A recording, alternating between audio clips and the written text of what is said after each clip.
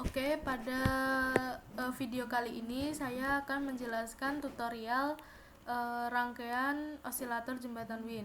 Nah, osilator tuh apa sih? Osilator itu adalah rangkaian yang menghasilkan keluaran yang amplitudenya berubah secara periodik. Nah, osilator jembatan Wien sendiri ini adalah jenis dari salah satu osilator yang dibedakan berdasarkan sinyal output keluarannya. Biasanya, osilator jembatan Wien ini digunakan untuk membangkitkan frekuensi tanpa memerlukan sinyal input. Nah, osilator ini menggunakan umpan balik negatif dan positif. Ini umpan balik positif dan negatif, negatif positif. Nah, di rangkaian ini juga terdapat rangkaian penguat, dan yang ini penguat, dan ini rangkaian feedbacknya, dimana osilator jembatan Wien ini mempunyai syarat, yaitu nilai resistor di feedbacknya ini, resistor 2 dan 3 nya itu nilainya harus sama, dan kapasitornya juga harus sama. Nah, rangkaian di feedbacknya itu ada yang dirangkai secara seri, resistor, kapasitor, dan paralel. Nah, di penguat ini fungsi resistornya untuk menentukan output frekuensinya. Jadi ini diubah-ubah, nanti akan mempengaruhi outputnya. Jadi kita langsung buat aja new project. Nah,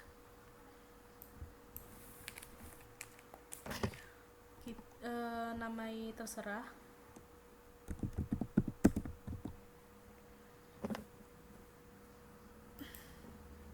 Ini penyimpanan juga terserah sih.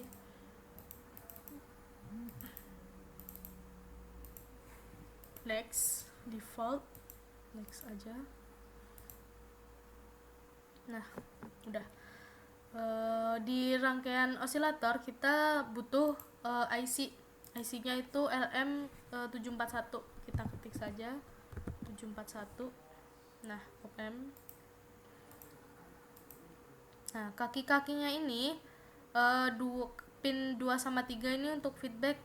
Terus pin 47 itu digunakan untuk tegangan input agar si IC-nya ini dapat bekerja.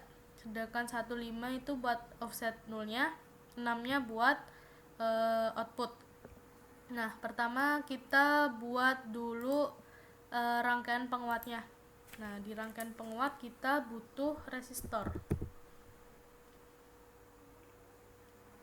Oke, ini aja. Nah, satunya, karena tadi kan dia bisa mengubah-ubah frekuensi, kita lebih enaknya pakai resistor yang variabel. Kita pakai yang potensiometer aja. Ini. Oke, kita rangkai sekarang. Ini di sini di umpan balik negatif. Yang ini di outputnya. Oke, rangkaian penguatnya udah jadi. Kemudian kita butuh rangkaian feedbacknya. Nah, di feedback kita perlu kapasitor sama resistor. Belum kapasitornya.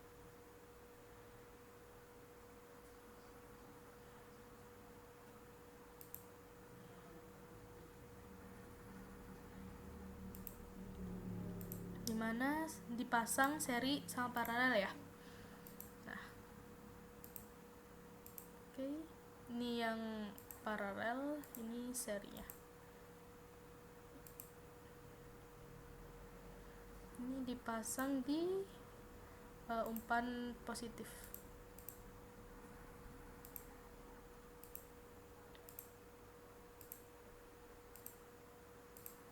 Nah, oke, ini rangkaiannya udah jadi.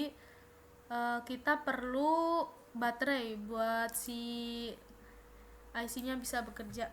Kita butuh baterai. Oke, yang ini aja. Nah, nih di pin 7 kan positif, jadi baterainya juga yang positif, di catu yang positif. Oke. Nah, sedangkan pin 4 negatif, ganti negatif.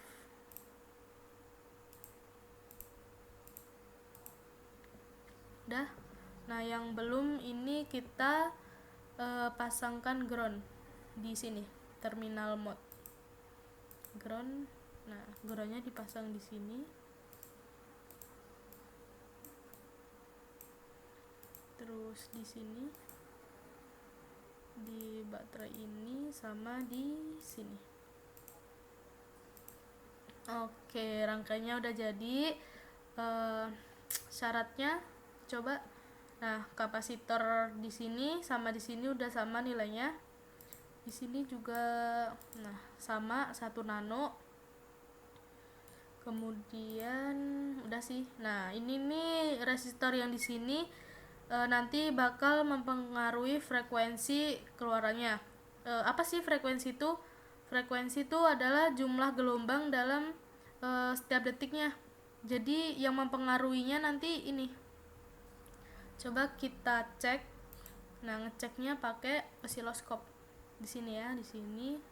Nih, osiloskop. Kita pasangkan channel A. Terserah sih channel apa. Nah, oke. Kalau udah jadi, tinggal kita run. Nah, oh iya. Jadi ini IC-nya nggak bisa jalan karena baterainya belum terpenuhi. Jadi kita buat 15 saja.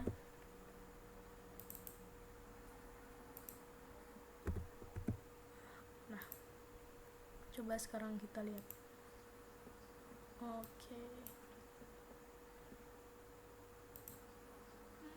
Nah, jadi. Nah, ini sinyalnya jadi. Nah, sekarang coba kita cek frekuensinya. Bener gak sih ini berpengaruh? Jadi ini bisa langsung aja. Nah, jadi kalau resistornya ini nilainya berubah, frekuensinya juga berubah. Tuh. Nih. Kalau ini setiap detiknya tuh makin banyak gelombangnya, frekuensinya jadi ini juga tuh kan berubah. Nah, jadi yang mempengaruhi frekuensi outputnya tuh yang di rangkaian penguat.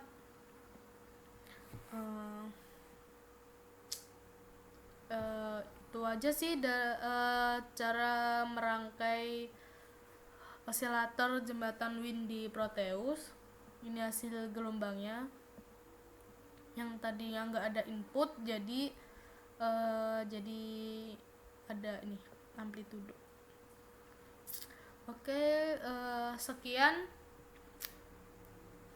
Oke.